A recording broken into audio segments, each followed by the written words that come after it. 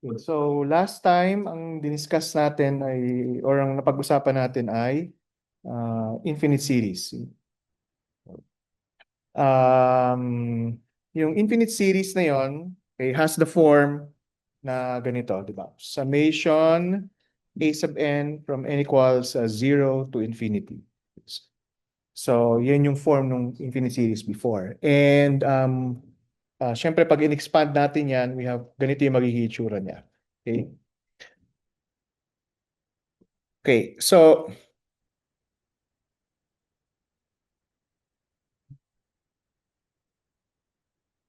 sandali. Hindi kasi lumilitaw dito sa...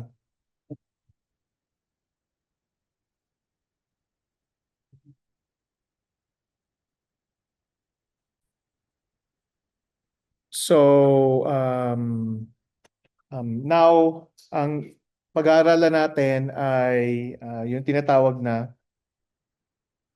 alternating series. Basically, pag sinabi mo alternating series, each term ay nagbabago ng sign.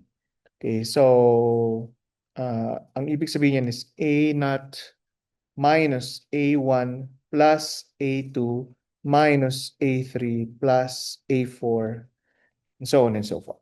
Okay? So nag-alternate yung signs per term. Okay? Plus minus plus minus. Okay? And the way you write it is naglalagay kayo ng negative 1 raised to the n, okay, before the term. Okay? The way you write it in summation notation. Okay? So makikita nyo na pag n equals 0, yung negative 1 raised to the 0 is just 1 and a naught yung term, di ba? And then pag n equals 1, then magkakaroon ka ng negative sign dyan, tapos ang coefficient ng a1 is negative. Okay, plus a2, kasi negative 1 squared yung coefficient niya. And then a3, ang coefficient niya is negative 1 cubed, which is negative 1. Okay, and so on and so forth. Okay? So yan yung form ng alternating series. Of course, dito yung term na a sub n is assumed to be greater than 0. Okay? Now, alam niyo kung ano ang harmonic series, right? Okay, di meron din tayong alternating na harmonic series. Okay? So yung alternating na harmonic series,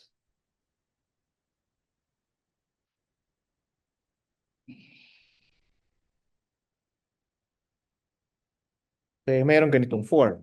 N equals 1 to infinity, negative 1 to the n minus 1, 1 over 1 over n.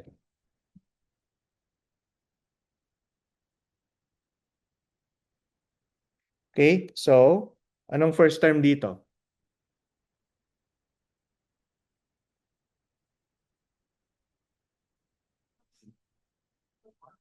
1. Diba? Second term, okay, negative 1 half. Third term, and then a fourth term, okay, and so on and so forth. Okay? Now, kung papansinin niyo, yung lower index of summation ay nag-start sa 1, hindi sa 0. Naintindihan niyo ba kung bakit? Bakit? Yes, exactly. Hindi ka pwede magkaroon ng 1 over 0. Okay, so the summation starts from n equals 1. Okay, now in other examples, in future examples, makakita kayo ng tawag dito ng summation na ganito. And ang isang pwede natin gawin is i-shift natin yung index.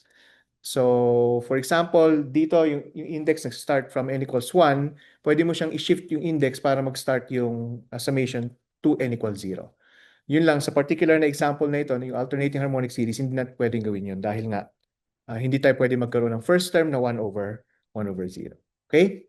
So, anyway, ituloy natin yung yung tawag dito, yung i-extend natin tong harmonic series na to. Okay? At tignan natin kung makakuha tayo ng some sort of pattern. So, minus 1, 6, and so on and so forth. Ang gagawin ko is i-group ko lahat ng positive terms. Okay? So, merong 1 plus, 1/3 plus, 1/5 plus, okay? And then plus or minus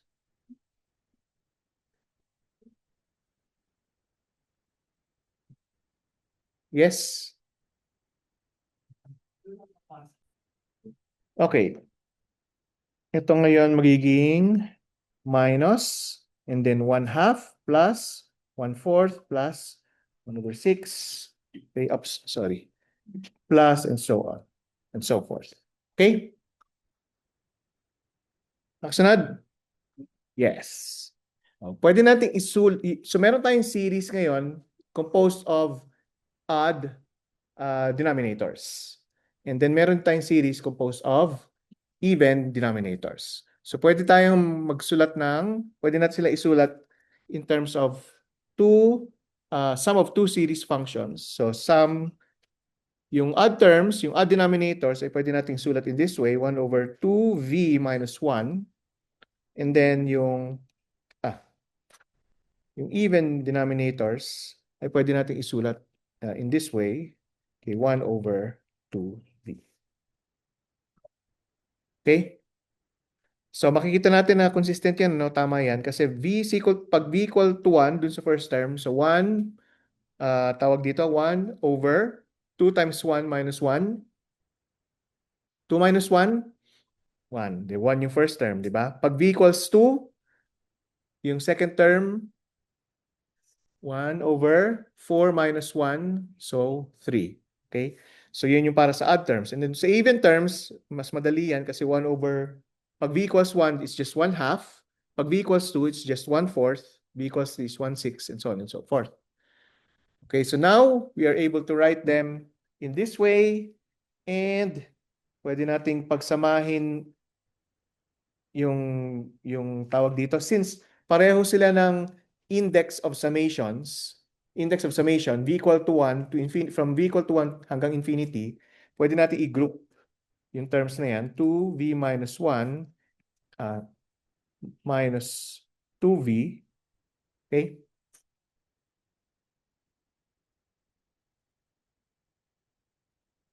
Okay? May sense ba yan? Yes? Okay. So, syempre, pwede natin i-simplify yan. Okay? 2v minus 2v minus 1 all over 2v times 2v minus 1. Okay, at ito ay equal ngayon sa v equal to 1, sum from v equal to 1 to infinity ng 1 over 2v times 2v minus 1.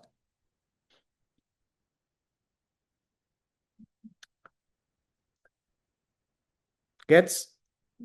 Okay.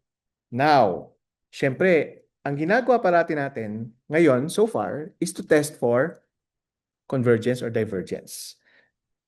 You have seen this type of function before. Oh, it's the end. Right?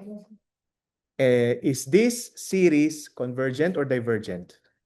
Convergent. So the alternating harmonic series is convergent. Okay? In contrast, yung harmonic series lang is divergent. Okay. So nangyayari is dahil nagpapalit ng sign, nag-approach siya to some value. Okay, nagko-converge siya to some value. Okay, so nag-iiba yung behavior dahil nagkaroon siya ng anong tawag dito? Yes. Double check your answers, like without having the knowledge initially that it was convergent or divergent. Yes. So same test pa rin. Pero may mga ibang test tayong introduce. Pag-usapan natin yung mamaya. Okay, any questions? Any questions?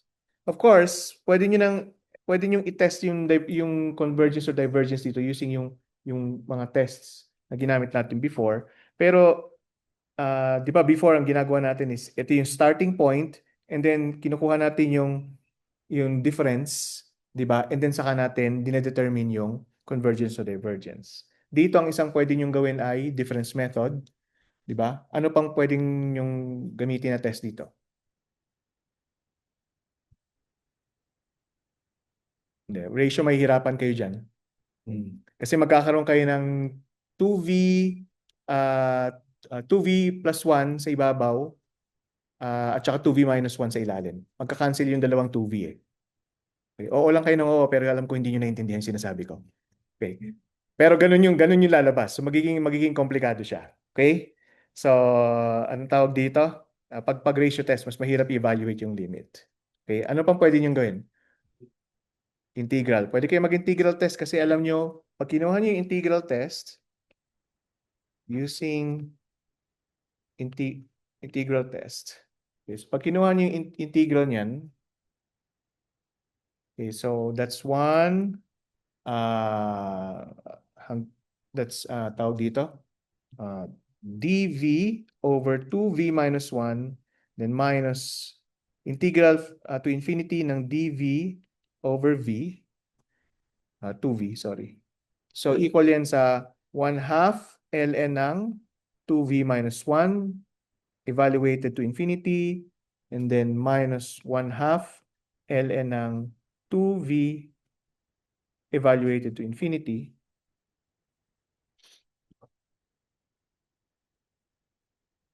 Sige, kopyahin nyo muna, then lilipat na ako ng page.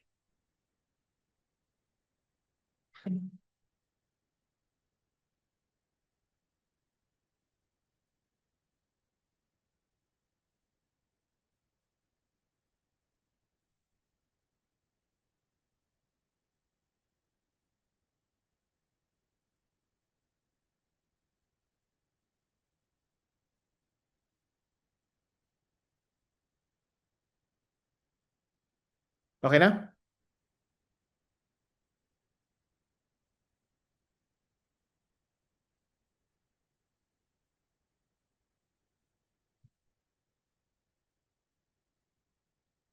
Okay?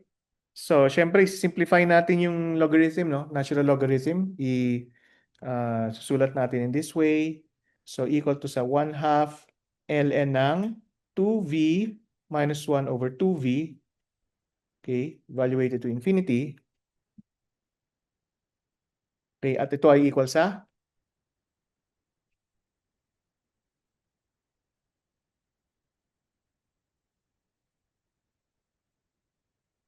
Dahil? Yes, magiging ln1 siya. Remember, yung v, pinapa-approach to infinity. Okay, so pag ang v sobrang laki na, yung 2v minus 1, yung 1 na yon ay negligible. Di ba? So magiging ln lang siya ng 2v over 2v, which is just equal to ln ng 1, which is equal to 0. Okay, so this is less than 1, which means that the alternating series is convergent. So you can see that you can still use yung mga tests na ginamit nyo, na alam nyo from the previous lessons on these types of alternating series. Okay?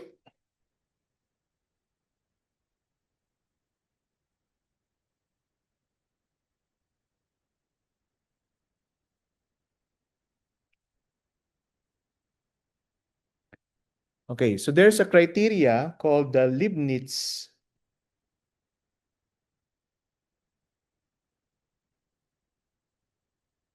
criterion, okay, which states that if A sub n is monotonically decreasing for sufficiently large n, okay, and the limit as n approaches infinity of A sub n approaches 0, then the series converges.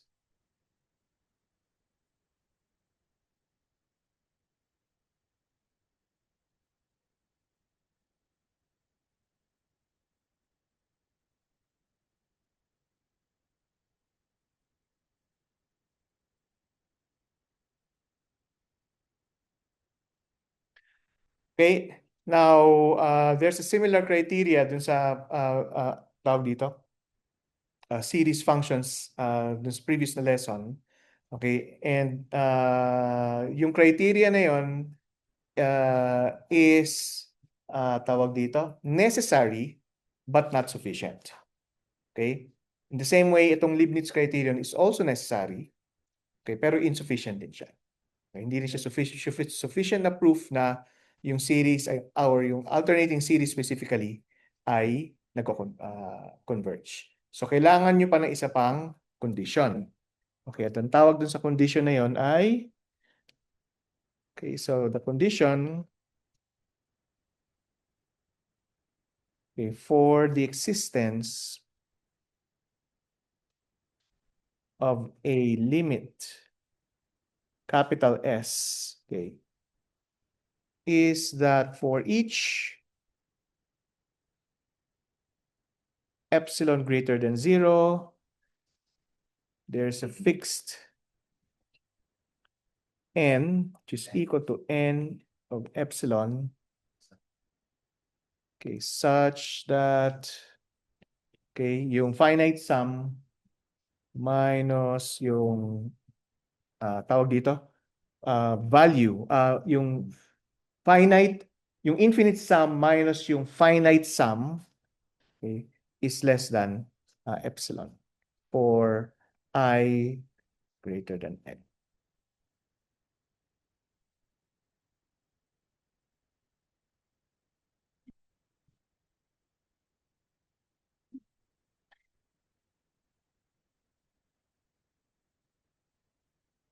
Okay? So, kung meron tayong alternating series, okay, let's say n equals 1 to infinity, okay, ng -1 to the n, a sub n equals sa a1 minus a2 plus a3 minus a4, okay, hanggang sa a sub n, okay, plus, syempre may a sub n plus 1, plus a sub n plus 2, and so on and so forth. So, ito yung S sub n, and ito, hanggang dun sa dulo, yan yung infinite sum. Okay? So, itong term na ito na nandito, yung mga terms na yan yung infinite sum minus S sub n, which is this one. Okay? So, ang tawag dyan ay, actually, ang tawag dyan sa computational physics ay error term. Okay? Mga error terms yung mga yan. Mas maintindihan niyo yan pag nag-131 na kayo next sem, computational physics. Okay, so pag yung terms na yan is less than some threshold, okay, ibig sabihin, yung alternating series ninyo ay magiging convergent. Okay, and yung threshold na yan, yung epsilon na yan, is an arbitrary number, pero it's greater than 0, pero it's very, very small. Okay?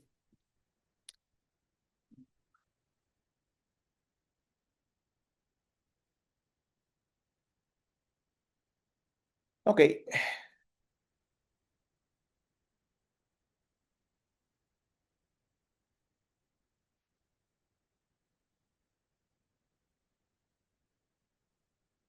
Questions? Okay. So, another example.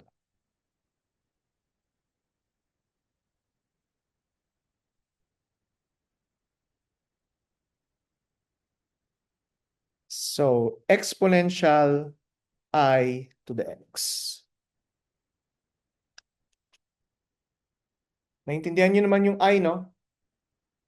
Yan ay imaginary number equal sa square root ng -1. Okay. So, ibig sabihin exponential exponential ix. Okay, ano ang infinite ano niyan? Infinite sum or infinite series, sorry. Okay, we can write yung kanyang infinite series in this way. N equals 0 to infinity ng I to the x raised to the n over n factorial. Okay? Ngayon, binibigay ko pa lang sa inyo yung ano niya, infinite series. Pero later, i-derive natin yung kung bakit ganyan yung ano, yung exponential. Okay? So, yung first term dito, ano ang first term? N equals 0 ang first term, so 1. Okay. Second term,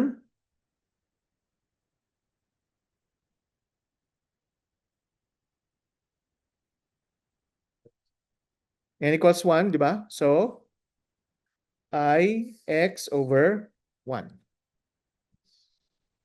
1 factorial. Okay. Ilagay lang muna natin na 1 factorial dyan. Okay. Kahit na alam natin na 1 yan. Third term,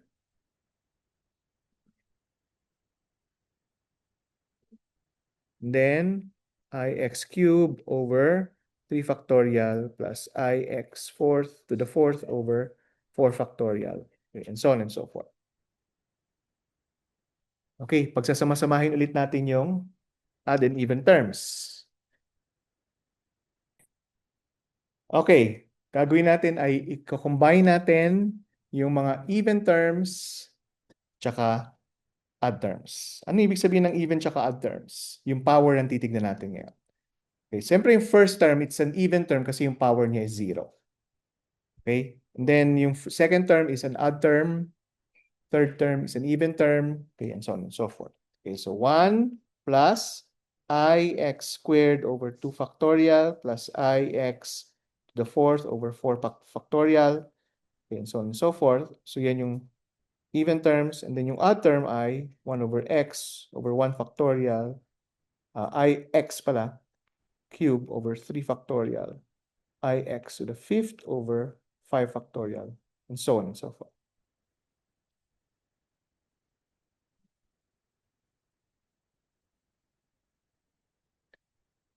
Okay, ngayon i-evaluate natin yung imaginary number. So, ang I squared is negative 1. So, 1 minus x squared over 2 factorial. Ang I to the fourth I to the fourth, Positive. positive 1 kasi ang I squared is negative 1. So, ang I squared times I squared I, positive 1. Okay, so x to the fourth over 4 factorial. Ang next term dito is x to the 6 over 6 factorial. So, anong sign nito sa tingin nyo? Okay, and so on and so forth. Okay, plus, ito naman, ang gagawin natin ay i-factor out muna, mag-factor out muna tayo ng I kasi common term siya, di ba? So, lalabas ko muna ng I dito. So, yung first term dito ngayon is x over 1 factorial. Ang second term ay I squared na lang. Remember, nag-factor out tayo ng I. So, ang I squared ay negative x cubed over 3 factorial. Ang I to the fourth ay positive x to the fourth over 4 factorial. And then ito ay minus, and so on and so forth. So ngayon, lumitaw yung alternating series. Right? Yeah. Okay? So, sige, copyin nyo muna. Kumukopya pa rin kayo kahit na alam yung may notes naman. Okay, sige. Yes. Hindi ko babasagin ang trip nyo. Basta pumasa kayo. Hmm?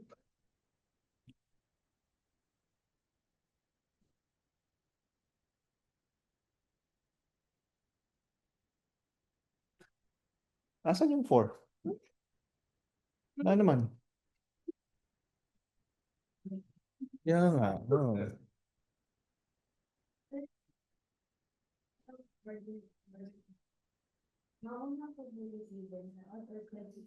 Okay lang naman baliktad. Oh. Wala namang problema. Inuna lang natin yung even kasi ang first power niya is 0. Oh, yun lang naman. Pwede naman. Kung gusto yung mauna yung add, okay lang din.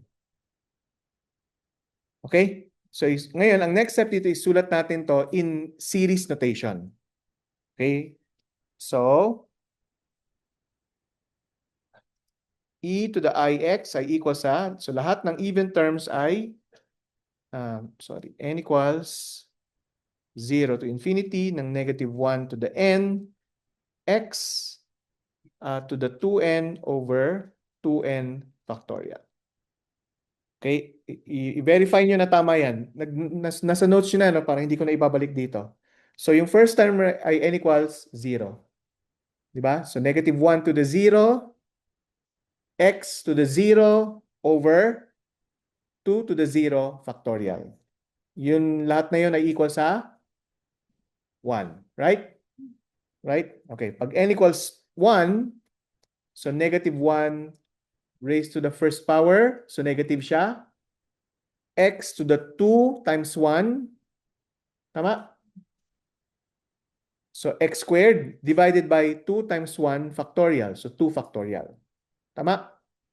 Ang n equals 2, which is yung third term, ay negative 1 squared. So, positive.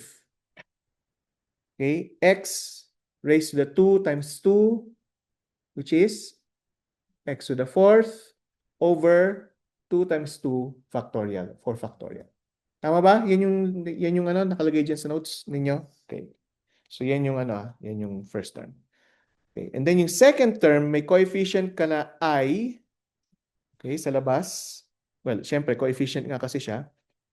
So, n equals 0 to infinity ng negative 1 to the n. Ito naman dahil ano siya, even, odd siya. So, 2n plus 1 over 2n plus 1 factorial. Again, we can verify that. Okay. So, for n equals 0, so negative 1 to the 0, that's 1. X raised to the 2 times 0 plus 1 ay x to the first power divided by 1 factorial. Tama? N equals 1, the negative 1 raised to the n, so negative sign, x to the 2 times 1 plus 1 is x cubed. And then 2 times 1 plus 1 sa denominator ay 3 factorial. Right? Right? Okay. So tama lang, ano? Okay. Alam niyo ba yung Euler equation? E raised to I minus 1 plus 0. Pero specific siya for ano, for pi. Pero in general, ano yung Euler equation? Euler identity.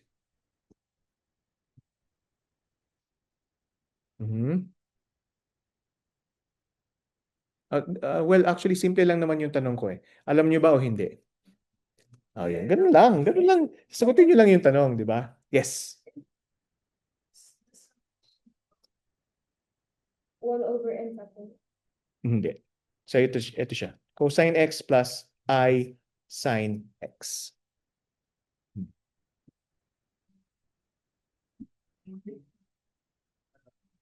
Hindi nyo talaga alam. Di, okay lang. Ngayon alam nyo na. Yes. So, the summation, wait, no, EIX and not the summation of EI. Hindi. Identity lang tong sinasabi ko dito. Okay. Nag-shift ako ng konti sa ng topic. So nagsasabi ako ng identity. Kasi if we know this identity, pwede na natin siya i-compare ngayon with the series. So which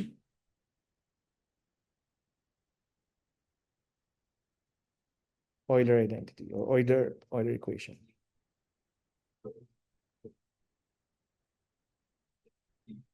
So yung anong kulay ba yan? Red. Parang pink dito or ano eh. Or fuchsia, pero mahirap siyang spell eh. So pink na lang. Peach. Yang cosine x ngayon is equal to that summation. Is equal to that series. Using the identity. At itong sine x ay equal sa summation na ito. Kasi ginamit natin itong identity, di ba? So sa identity na to, ito yung cosine x. Ibig sabihin, ito yung cosine x. And yung coefficient, yung function na may coefficient ng I, which is sine x, okay, Ito naman yung series na may coefficient ng I. So which means na sin x yung series na yan. So yan yung sin x, yan yung series summation ng sin x, ito yung series summation ng cosine x. Okay? Okay? O, nakatatlong ano na kayo. Apat pala na series, alternating series functions. Yes.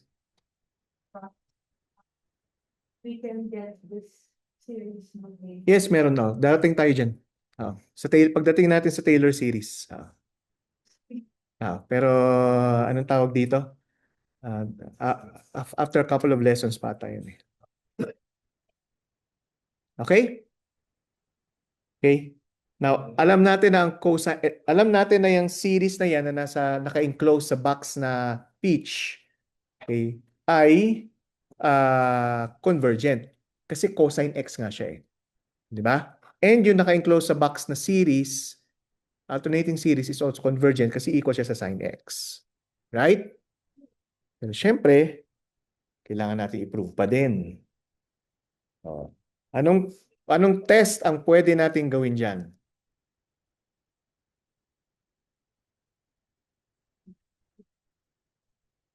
Ratio? Integral? Mag-integrate kayo ng x to the 2n.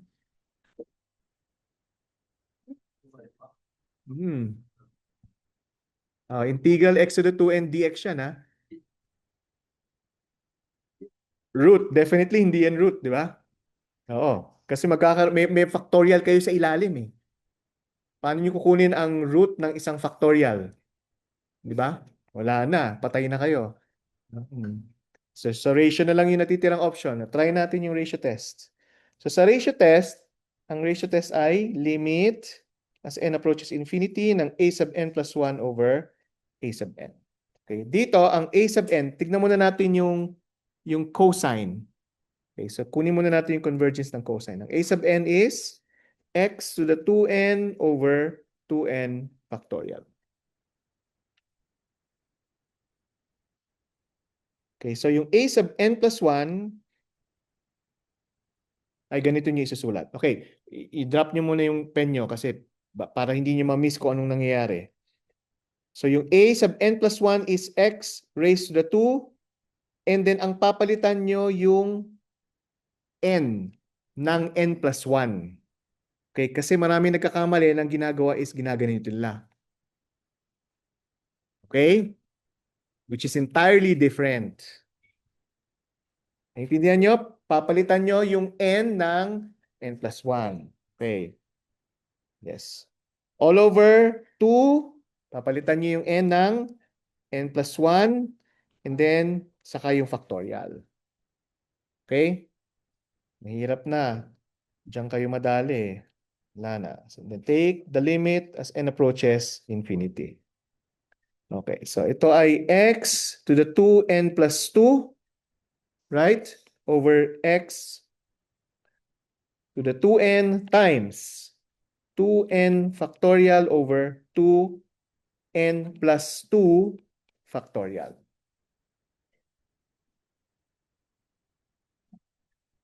Ay, shoot. May nakalimutan ako. Anong nakalimutan ko?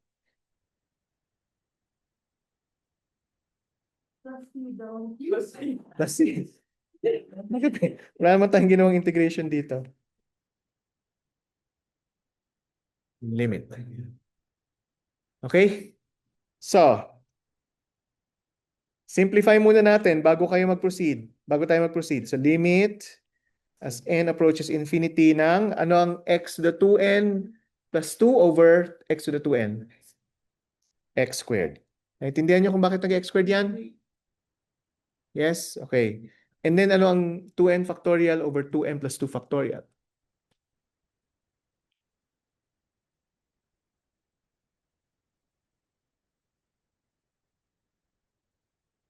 Okay, ang 2n factorial, yan yung 2n factorial, di ba?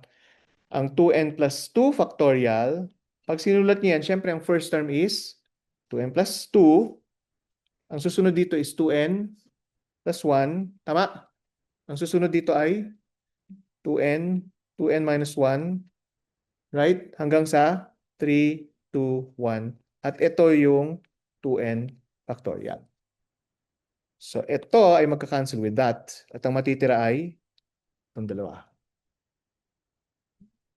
So, 2n plus 2 times 2n plus 1.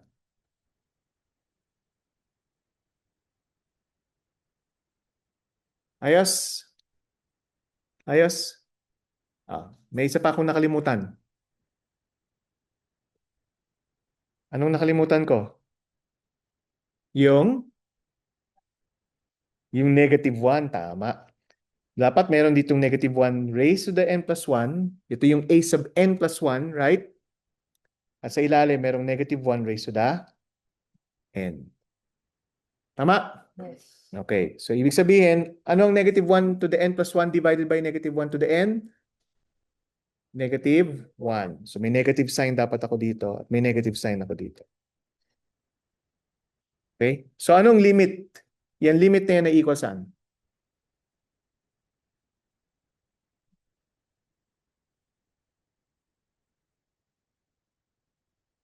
Madali lang yan kasi wala kayong n sa ibabaw. Lahat ng n yun nasa denominator. So, if you take the limit of that where yung n ay nasa denominator, mag-approach sa 0. So, equal lang yan sa 0. Which means na convergent siya. Okay? So, series is convergent. Okay, you can do the same for the ang tawag dito, for the sine function. And even for the exponential series. Okay, pwede nyo rin gawin yun.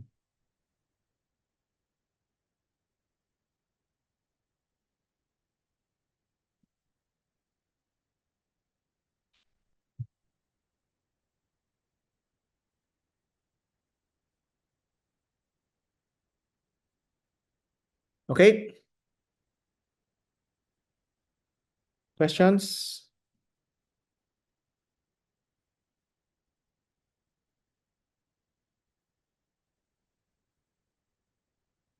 Okay, sige.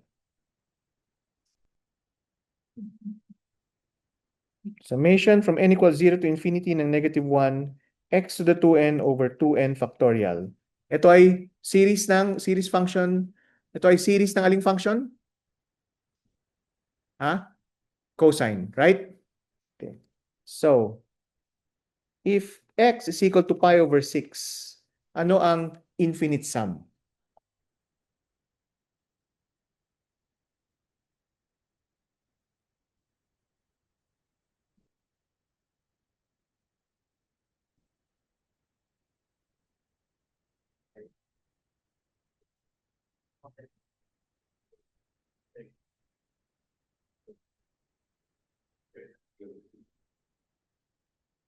Ano yung infinite sum nito? If x is equal to pi over 6.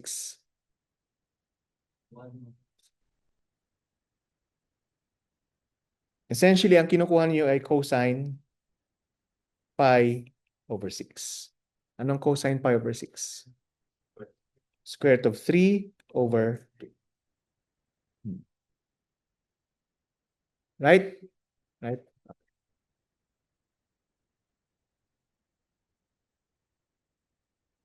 Pag x equals pi over 3, anong infinite sum niyan?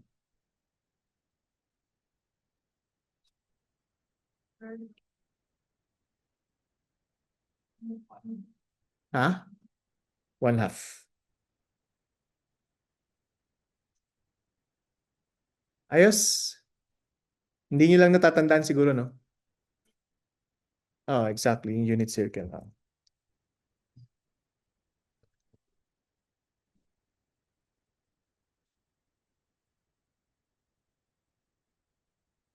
Okay. So, let's say, let's do cosine pi over 3. At pag sinulat natin to sa infinite series, 1 minus pi over 3 squared over 2 factorial plus pi over 3 to the 4th over 4 factorial minus pi over 3 to the 6 over 6 factorial. Okay, so naintindihan niyo naman kung paano yan nangyari, right? Kasi in-expand, ginamit lang natin yung series function. Tama? Okay. Now, pag kinuha niyo yung calculator niyo at sinolve niyo yan, ang lalabas ay 0.4517. Okay? Ngayon, yung infinite sum nito ay ilan? 1/2 or 0.5. So, yung infinite sum minus S2, di ba? Ay equal sa 0.5 minus 0.4517 equal sa 0.0.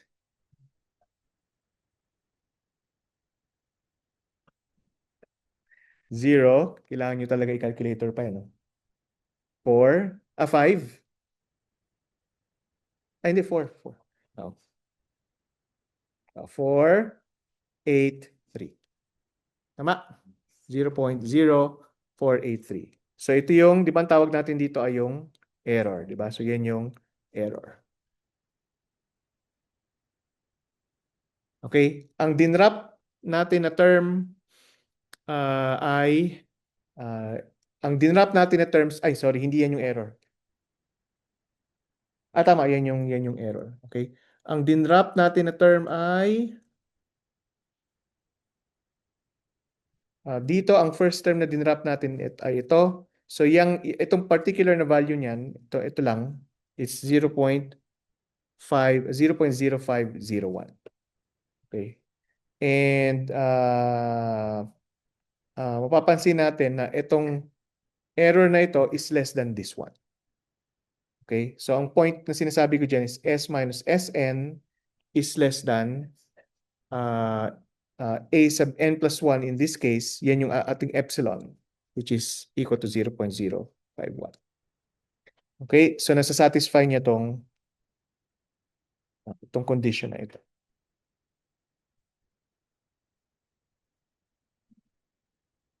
Okay? Okay?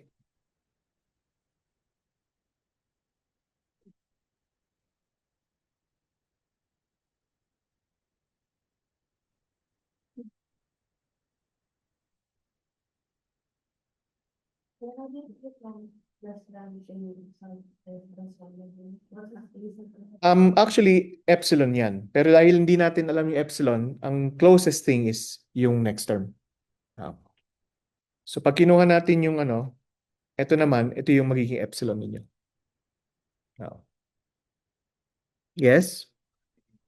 Sure. Sabihin natin S minus S sub 2.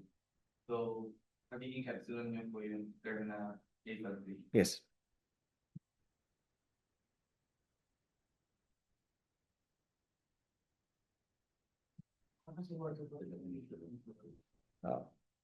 Pero okay lang yan. Kahit hindi nyo maintindihan, okay lang yan. It's mathematics. Wala tayong... Ginagamit lang natin ang math. Yes.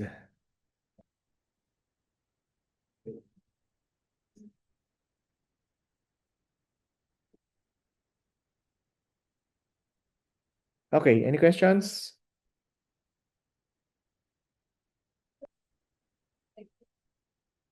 Pinapakita lang natin na na sinasatisfy niya itong condition na to. Yung nakabox na blue.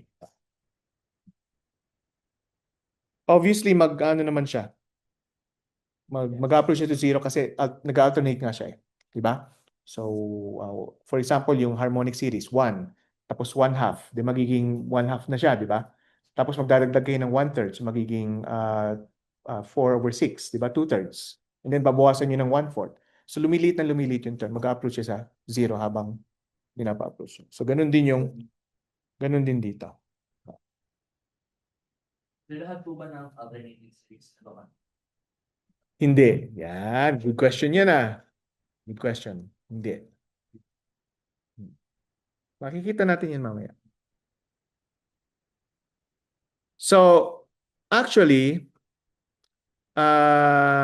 tawag dito, pag yung alternating series at yung equivalent na series lang niya without the -1 to the n, okay, ay both converging, ang tawag mo dun sa alternating series, ang convergence, ang type ng convergence ng alternating series na yun is absolute convergence.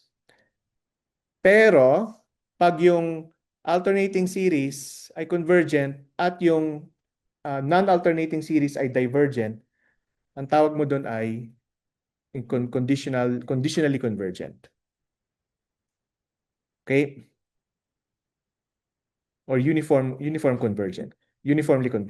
Okay? Absolute. And the alternate. Kasi po yung propagating results, alternate series is present, tapos po yung non-alternate series. Divergent. Uniform convergence. Like yung harmonic series, di ba? Hindi siya absolutely convergent kasi yung alternating series niya ay convergent pero yung non-alternating series niya ay divergent. So yung condition ko is based on the input. Yes. For alternating series is more so about like the changing signs. Yes. Yun talaga yung definition niya. To change yung sign sa bawat term. So there's no series na nag-alternate pero hindi yung sign nag-alternate. May series na nag-alternate. Hindi, yung sign nga yung nag-alternate eh. Kaya siya tinawag na alternating series kasi by definition, yung sign nag-alternate per term. So yung first term is positive, next term is negative, and then yung susunod ay positive, di ba? Kaya ka nga may -1 to the end dun eh. Kasi yun yung nag-ensure na nag-shift siya ng sign. Okay. Any more questions? Any more questions? Sige. So at this time, mag-break muna tayo. Record. Yan, wala nang magjo-joke ulit. So, ang next lesson ay operations with series. Okay? Anong klaseng operations yung pwede nating gamitin dito? Well, first of all, syempre yung constants. Okay, so if we have a series, okay, which you define in this way, n equals 0 to the n, okay, u sub n equal to a finite sum. Excuse me. And then, ang ginawa natin is, nag-introduce tayo ng k sa loob nung term. Okay? It's just equal to k times yung finite sum. Okay? So, madali lang naman maintindihan kung bakit ganyan yan, ano? Kasi syempre yung k is just a constant. So, yung k na to is a constant. Okay? And then, so syempre, factor out nyo lang yung k, n equals 0 to infinity, and then u sub n, so equal yan sa k times s. Okay? So straightforward naman yan. Ang isang example niyan, nakita nyo na yung example niya kanina nung finactor out natin yung I. Okay? So common term yung I, nilabas natin at yun yung nakuha nating series summation para sa sine function. Okay, number 2. Ano ang next na property? So if we have this function, okay, na equal sa s sub n and another series na v sub n na equal sa t sub n, okay, s sub n ay finite sum nung unang series at yung t sub n ay yung finite sum ng pangalawang series. So if we add these two series together,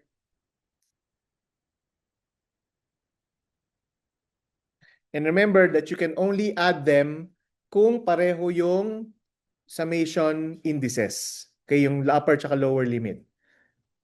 Right? Okay. So, pwede nyo gawin ito. U sub n plus v sub n. And that will be the same as just simply adding yung kanilang finite sum.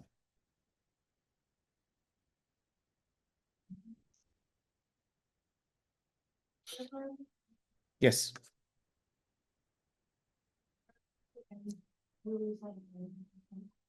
But then, is yung first series Anong first series? is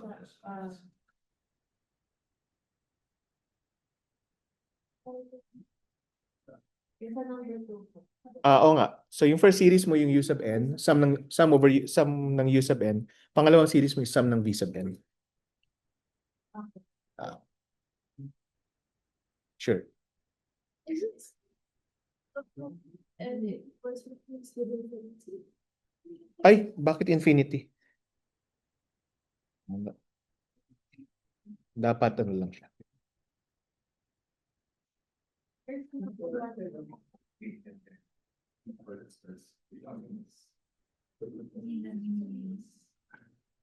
Wala naman.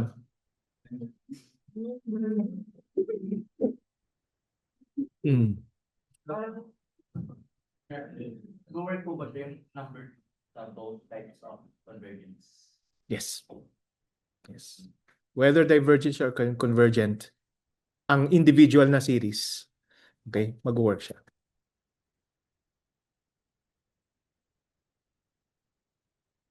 Okay?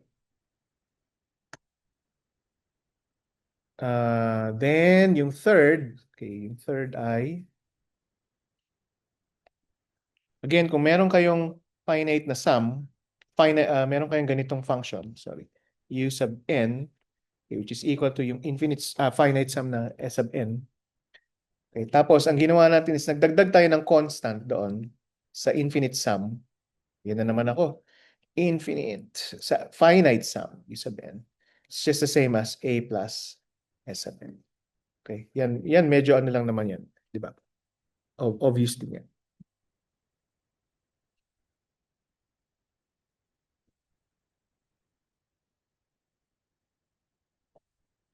There is a like eligible.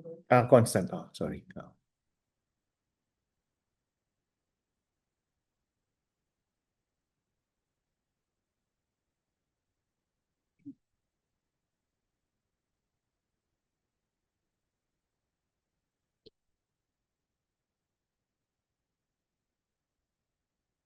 Okay.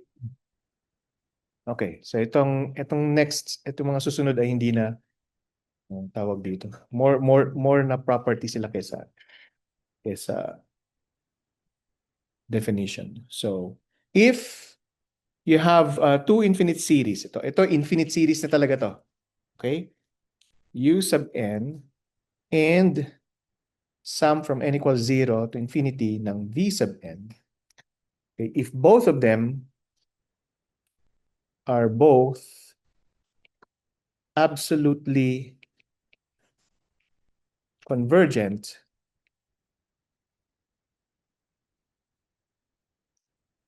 okay, then the series, okay, W sub n equal to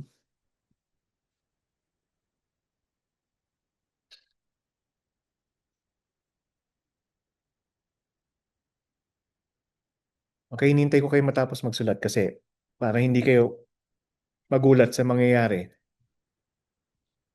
U1, first term ng first series, tapos V sub n plus U2 V sub n minus 1 plus U3 V sub n minus 2 and so on and so forth. Okay, is absolutely convergent.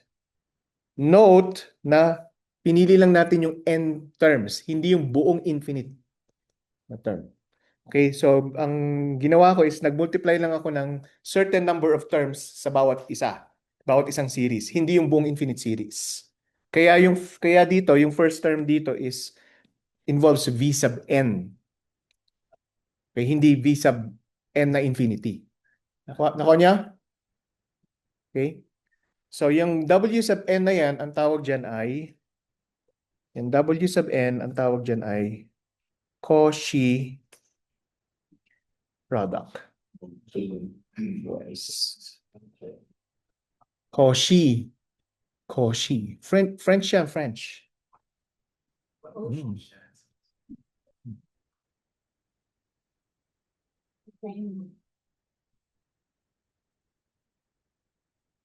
Okay. Furthermore, if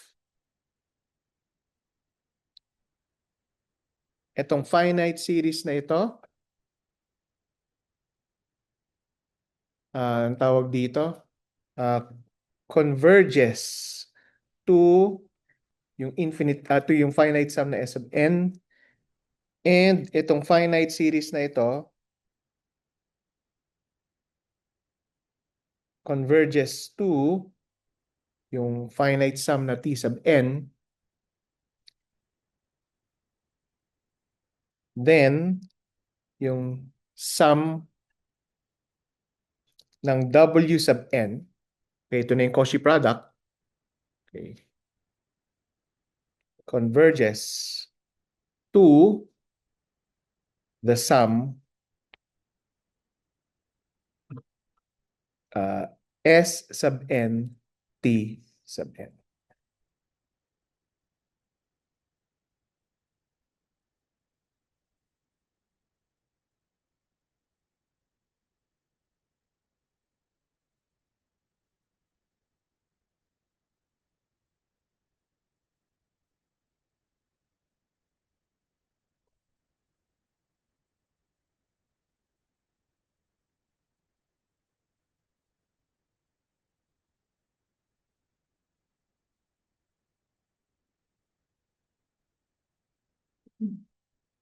Mhm. And furthermore, is the big N supposed to be in 38? Hindi. Ano lang siya? Finite sum.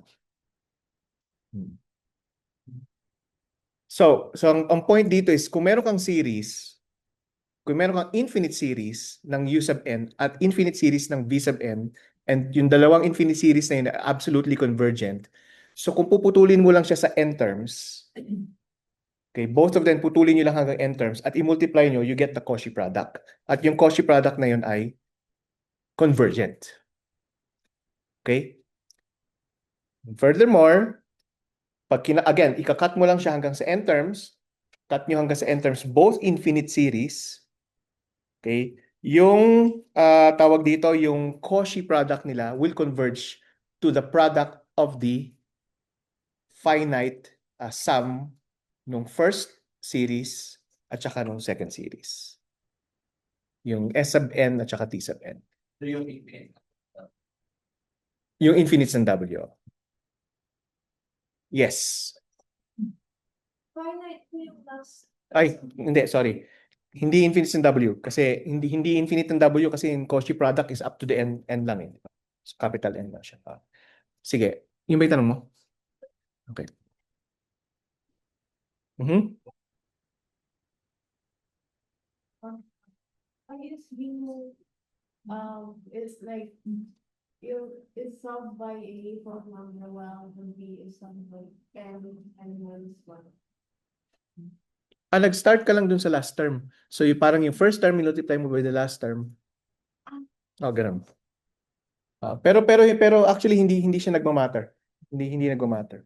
Kasi for example, x naught plus x1 plus x2, halimbawa yan. And then y naught plus y1 plus y2, di ba? So, ang ginagawa niyo, minumultiply niyo yan ng paganyan, paganyan, di ba? And then susunod ay ito, at saka to. Okay? And then ito naman, and then ayon at saka yon. Okay, so it will yield 9 terms. So yung 9 terms na yan, yung Cauchy product mo. And we can write it as x naught y naught kung gusto nyo yung beginning na term, o yung beginning na term is x naught y2. Okay lang din yan kasi it's the same. It will give you the same 9 terms. Tas yung parang notation po ba kailangan similar for the whole series para mapagana niyo po yung Cauchy product? Like, mag-start po both ng series from n is equals to 0. Yes, kasi yung infinite series yung nag-start sa n equals 0. So syempre yung basis yung infinite series pa rin. And then puputulin nyo kasi infinite series, di ba?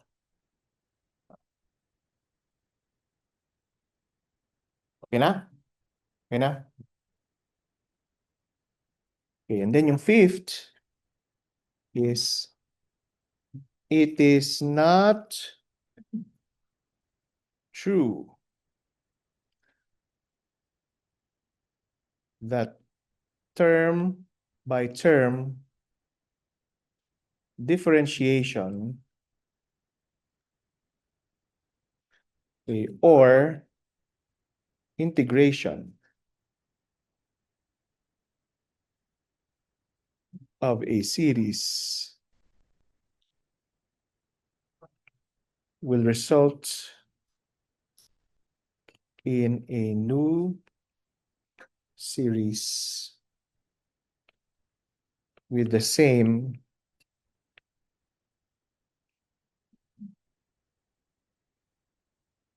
convergence properties. So, ang sinasabi dito is if you take the derivative of an infinite series or you integrate the infinite series, okay, at yung original na infinite series, kung convergent siya, does not necessarily imply na pag nag-integrate kayo or nag-differentiate kayo ay convergent din yung ano. Okay? And tawag dito, it may be convergent pero under certain conditions din. Okay, so mas magiging klaro yan later pag nag-consider tayo ng certain functions. Actually yung next example will show us that. Yes. So anong binubulong niya na tatanong mo daw? Anungin mo daw? May tatanong kayo? Wala? Wala na? Okay, sige. Yes. Sure.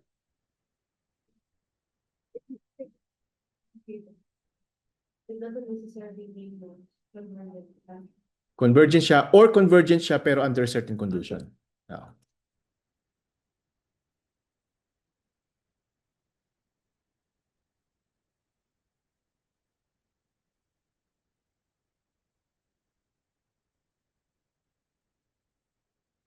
Okay? So, ito yung isang example ng number 5. So, let's consider this example, 1 plus x. ln ng 1 plus x. Okay. Again, isusulat ko lang muna dito yung infinite series. Later, matututunan nyo kung bakit yun yung infinite series niya. Okay? So, sa ngayon, tanggapin nyo muna na yan yung infinite series. 4.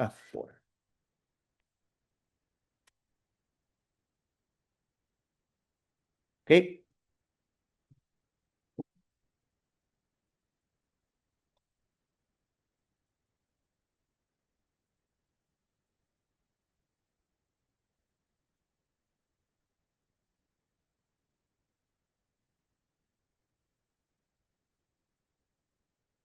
Okay na? Okay. Now, etong series na to has a condition. Ang condition is that convergent lang siya within this region. Okay, tignan natin kung may sense yan. Okay, pag -1, okay, ano ang function? Ano lalabas na function? ln ng 0. Defined ba siya?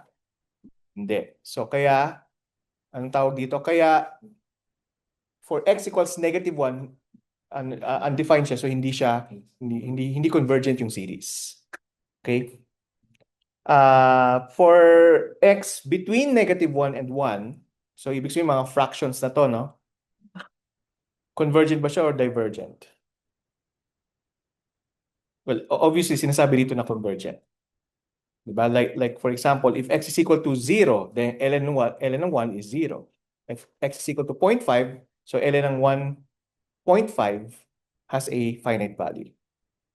If x is equal to 1, so ln ng 2, anong ln ng 2? Meron siyang finite value, right? If x is greater than 1,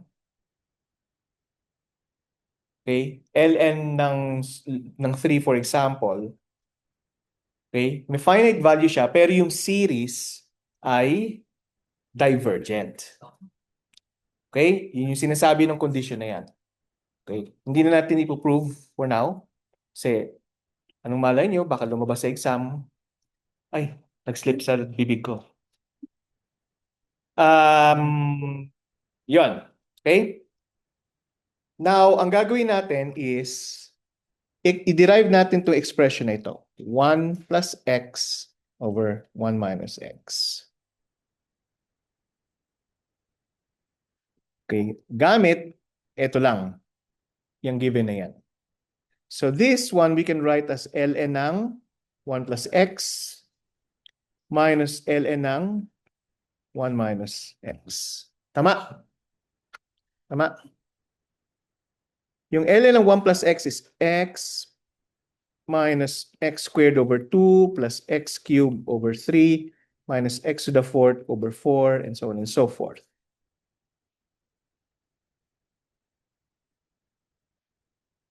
Yung ln ng 1 minus x ay hintayin ko lang muna kayo matapos na magsulat.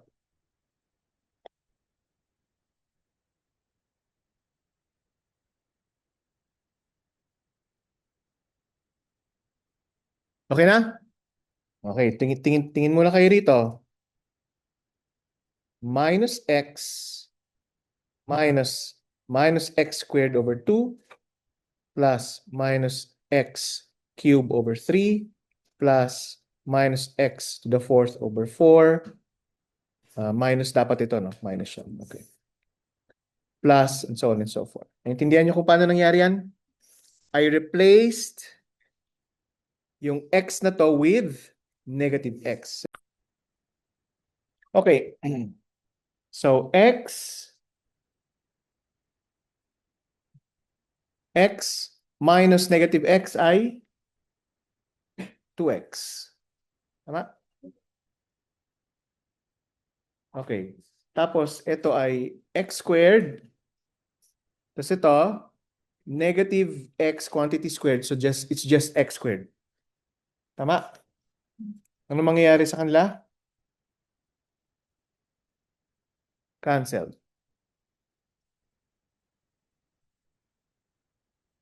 So, cancel yan. And then yung next ay x cube minus negative x cube over 3. Tama ba? So, magiging plus 2 x cube over 3. And then, yung x to the fourth, okay, magka-cancel with this one. Tapos yung next na term dito is 2 x to the fifth over 5. Okay? Okay. So common factor is 2x plus x cubed over 3 plus x to the fifth over 5 and so on and so forth. Now, tignan natin kung saan valid itong ano na to, itong tawag dito, itong function na ito. It's still tawag dito, not valid for values na x equals, pag ang x equals negative 1, obviously hindi pa rin siya convergent kasi yung denominator will make it so. Tama? So ganyan pa rin siya, di ba? Right? Hindi included yung negative 1. And anything less than negative 1, okay, will just be convergent. Will make the function divergent pala, sorry. Ngayon, ang x equals 1 will be convergent or divergent? Yung denominator is 1 minus x. So pag ang x ay equal to 1, undefined. Which means na ang x ay, anong tawag dito? Ang x equals 1 will already be divergent. Okay, so dito ang condition ay divergent lang siya for these values of x. So nagbago yung condition niya. Okay, by applying this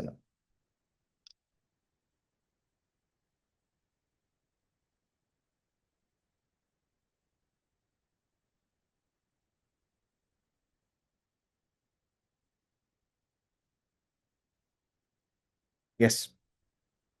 You said that LN3 is divergent, but there's a finite sum.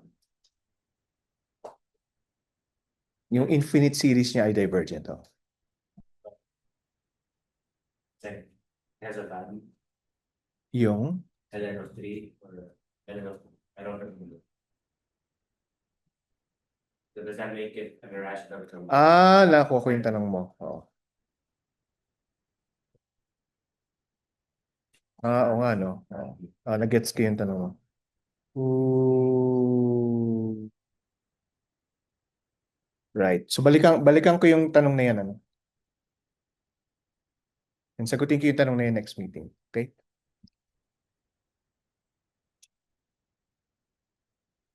Sa Tuesday.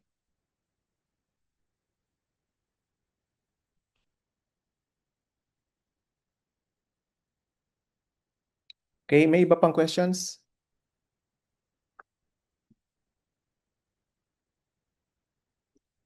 Okay na? Okay. Now, so pinag-aralan natin yung tawag dito, non-alternating series and then alternating series. Now, there is also a type of series na kung saan ang involved dito ay functions. Okay, so series of functions. Okay, ano ibig sabihin nito? Before, yung u sub n, okay, is just, ang tawag dito, is just some value, okay? Some term. Pero ngayon, ang u sub n will be some function of x. So, ibig sabihin, for example, yung finite sum niya, yung nth partial sum,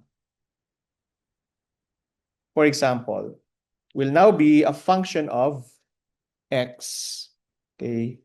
So, which is equal to u1 plus x, u2 of x, plus u3 of x, hanggang sa u sub n of x. So, yung infinite sum nito will also be, okay, a function.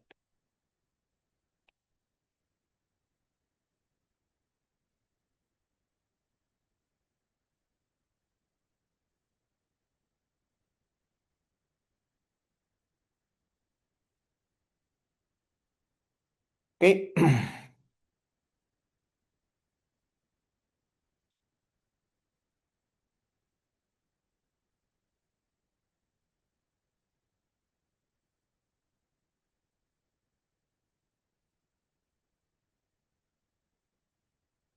Okay.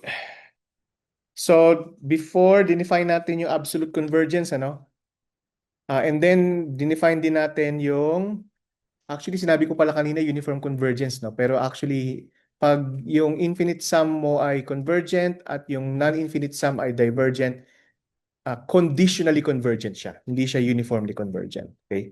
Conditionally convergent. So, you have absolute convergence, absolutely convergent na series. You have conditionally convergent na series. And now, ang i-define natin ay uniform convergence. Uniform convergence applies to series of functions.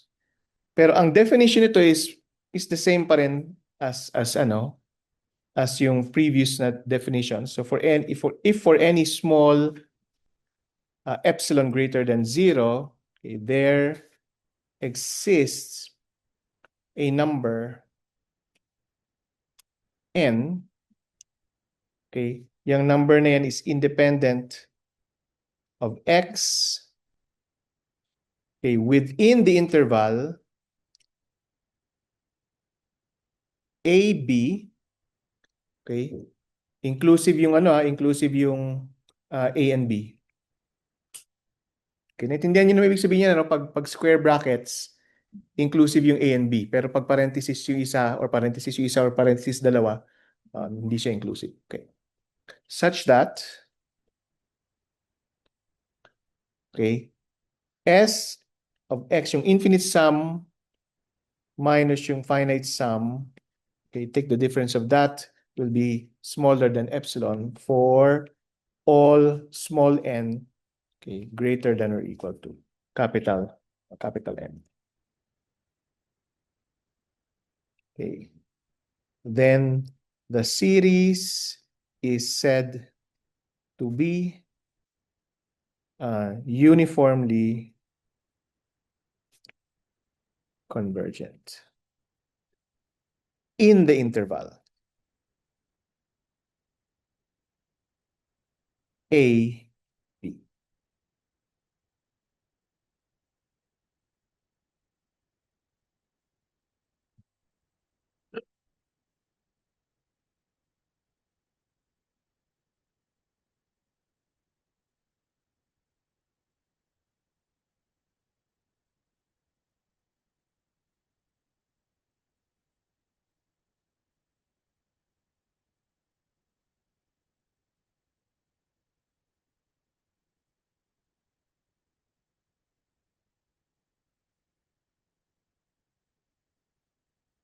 Okay?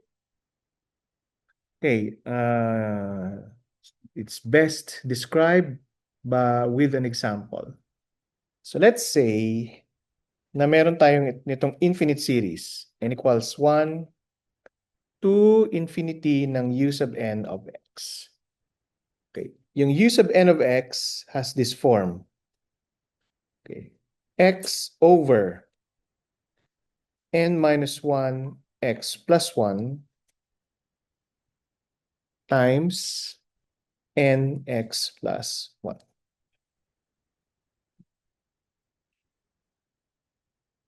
Okay, dito makikita ninyo na yung u sub n ay function na ng x. Before kasi, di ba, puro ano lang siya, n, di ba? And something like that.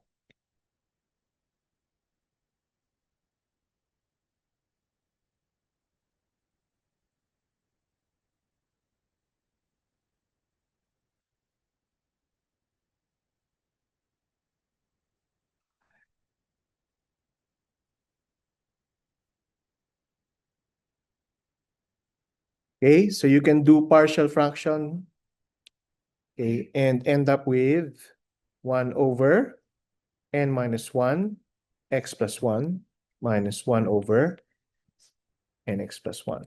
Iwan ko na sa inyo yung solution yan, para may pag-practicean kayo. Okay, pero madali lang na ma-prove yan kasi syempre pag simplify nyo na yan, mag-end up kayo with the upper with the term before that. So we wrote it that way kasi gusto nating isulat na yung f of n ay equal sa 1 over nx plus 1 at yung f of n minus 1 ay equal sa 1 over, replace n by n minus 1, so n minus 1x plus 1. So essentially, yung sum ng u sub n of x ay magiging equal lang sa sum, okay, from n equals 1 to infinity ng f of n minus 1, okay, minus f of n.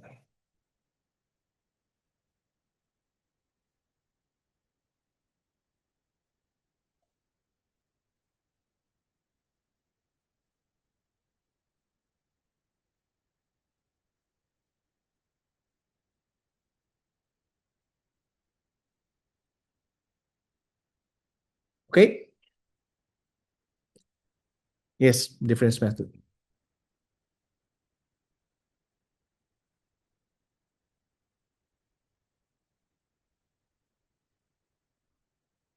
Oh, what's that?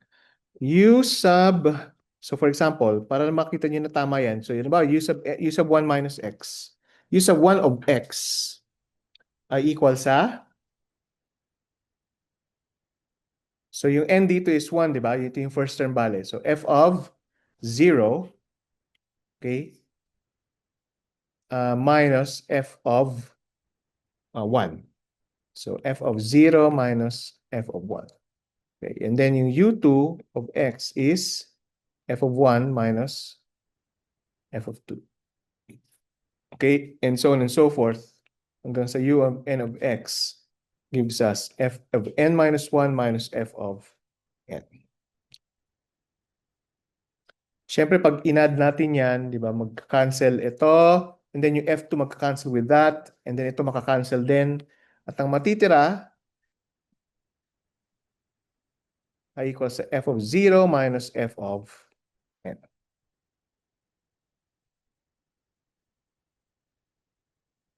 Sorry, hindi yan infinite kasi finite sum yan.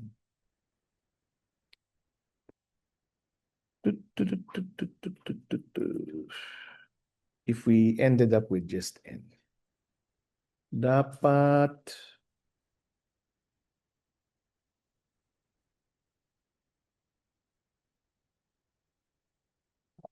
so,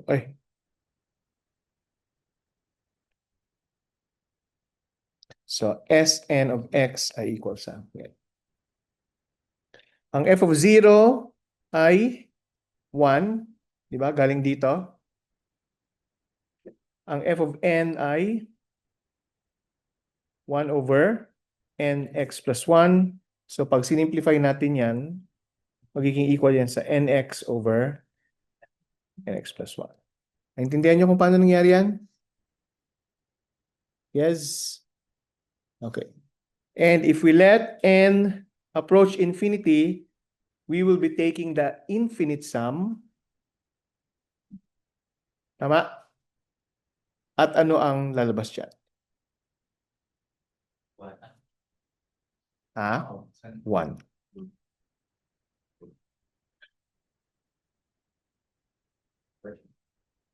Okay.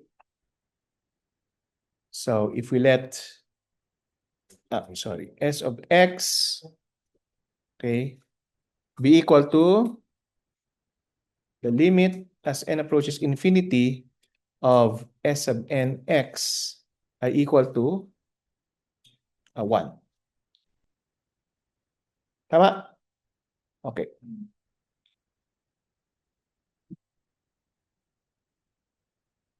However, if x is 0,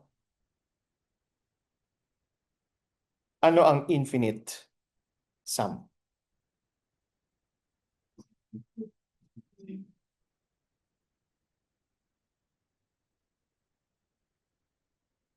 If x is 0, ano ang infinite sum? So if s, x equals 0. So in other words, ito, puro ano to, di ba? Not equal to 0, not equal to 0. Ito ay limit as n approaches infinity ng Sn x not equal to 0. Equal to sa 0 over 0 plus 1, which is 0.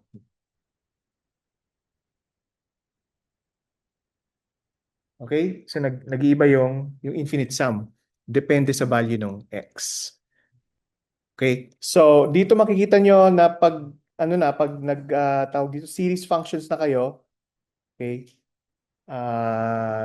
May mga conditions na kayo na kailangan yung anong tawag dito?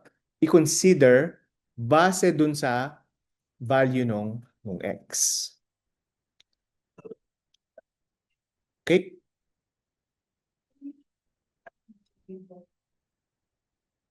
Hmm? Hindi, kayo mag-figure out nun.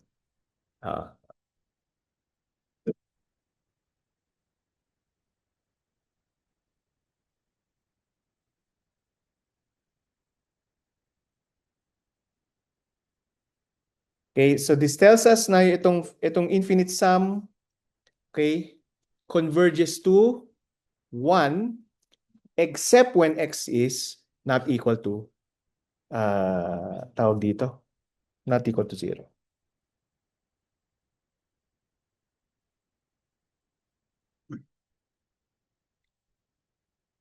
So we say that the series does not converge uniformly.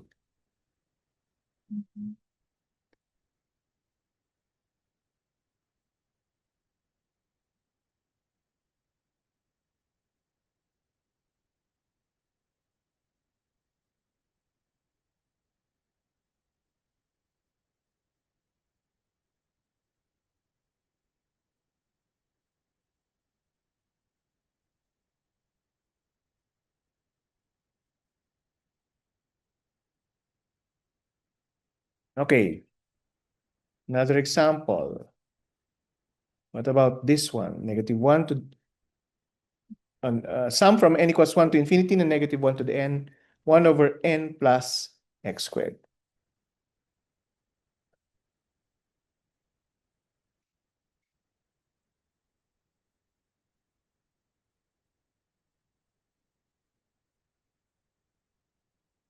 Okay, so yung x can have values from negative infinity to infinity. Okay lang yan. Okay lang yung negative infinity kasi x squared naman yan eh. So kahit anong ilagay nyo dyan na negative values, magiging positive yan dahil sa x squared. Right? Right. So ang nangyayari is per term, lumiliit na lumiliit yung denominator, yung term. Okay? Dahil sa x squared. Okay.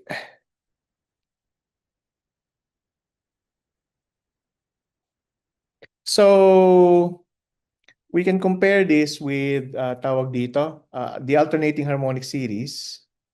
Compare with the alternating harmonic series. If you recall, the alternating harmonic series is written as this.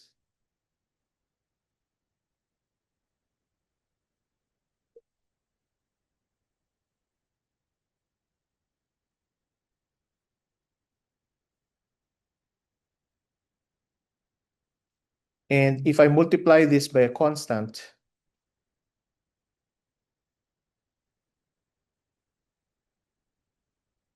na negative 1, okay, it doesn't change its convergence. Tama? Okay, so n equals 1 to infinity ng negative 1 to the n, or 1 to the n. Okay? Ba't ko siya minultiply ng negative 1? Kasi gusto ko siya i-compare dito. Para hindi n minus 1 yung yung nakasulat doon. Okay?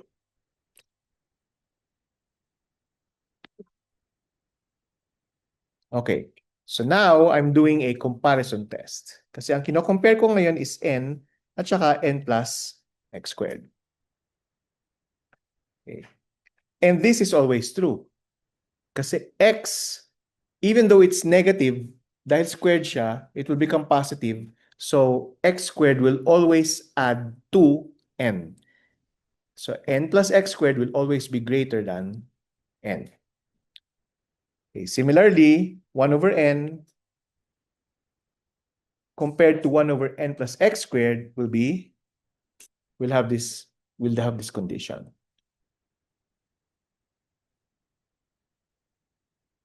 Okay, for any value of x.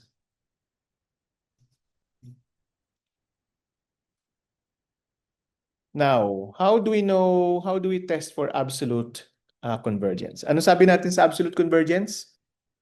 Kailan nagiging absolutely convergent ang series? Pag both yung alternating form ng series at saka yung non-alternating form ng series ay convergent. So actually, we only need to determine yung non-alternating, anong tawag dito? Non-alternating series and test if it is convergent. So in other words, ang gagawin lang natin na test is for this function, negative 1 to the n, 1 over n plus x squared. So kukunin lang natin yung absolute value niyan.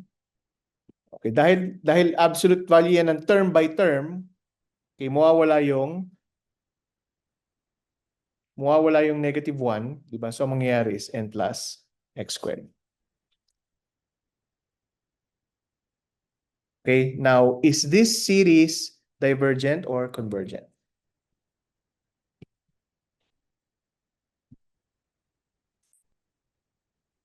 Okay, anong test ang gagamitin natin dyan? And remember, ang index of summation is n, so you're testing for convergence for the variable n, not for x. Intindihan nyo? Okay. So anong test ang pwede natin gamitin dyan? Ano? Root test definitely hindi. Kung tawag dito, ratio hindi rin, di ba? Walang tulong yun kasi n plus 1 lang yung madadagdag sa taas eh. Well, compare with what? Harmonic series? Pwede nyo i-compare with harmonic series, di ba? Pero anong magiging conclusion nyo doon? Kung ang harmonic series is divergent, etong series na to will then be what? Divergent then. Okay. You can also do an integral test dn over n plus x squared. Yeah. Kaya ko in-emphasize na n yung n yung variable na itetest nyo kasi yung index ay n. So pag nag-integrate kayo, dapat dn ang ilalagay nyo dyan, hindi dx. Okay? So anong ano nito? Anong tawag dito? Anong equal saan yung integral na yan? ln lang. Wala tayong pakialam sa x squared, di ba? It's just a constant with respect to the integration.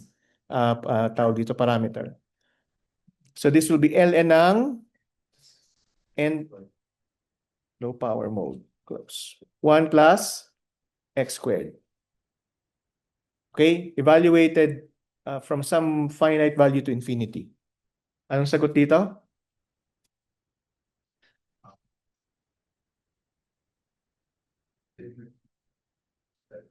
N yung inaano natin tinetest natin Divergent. Okay, so magda-diverge siya. So this is divergent.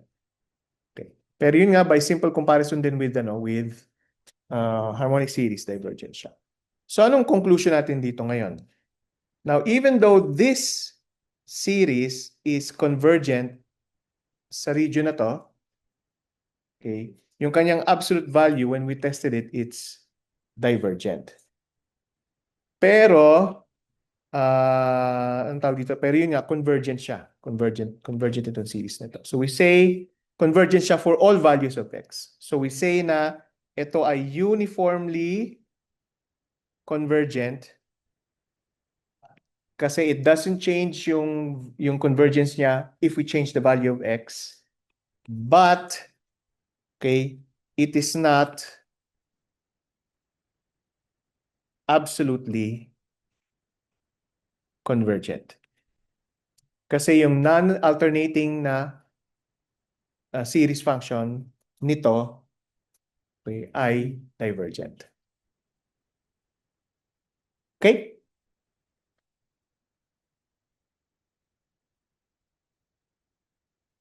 Okay? Any questions?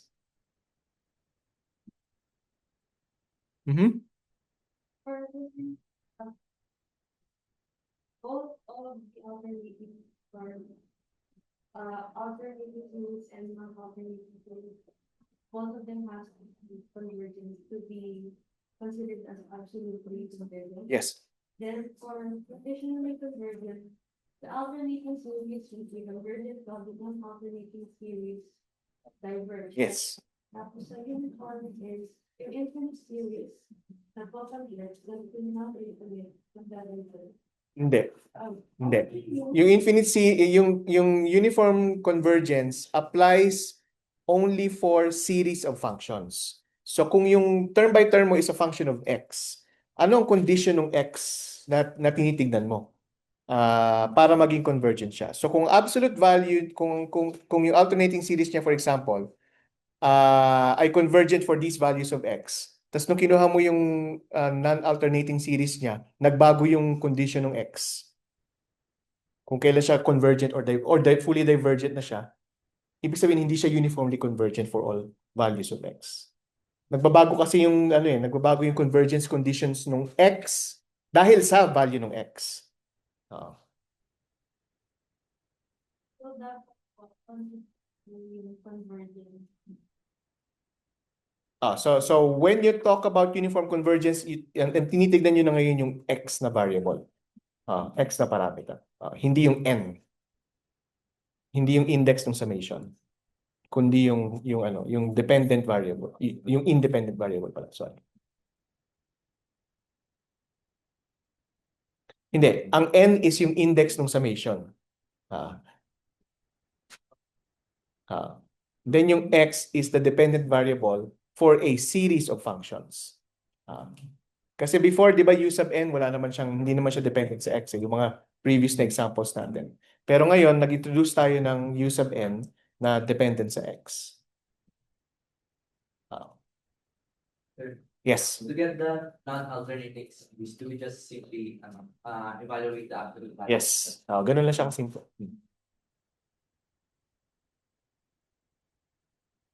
Okay? Okay na? Okay na? Sige. We stop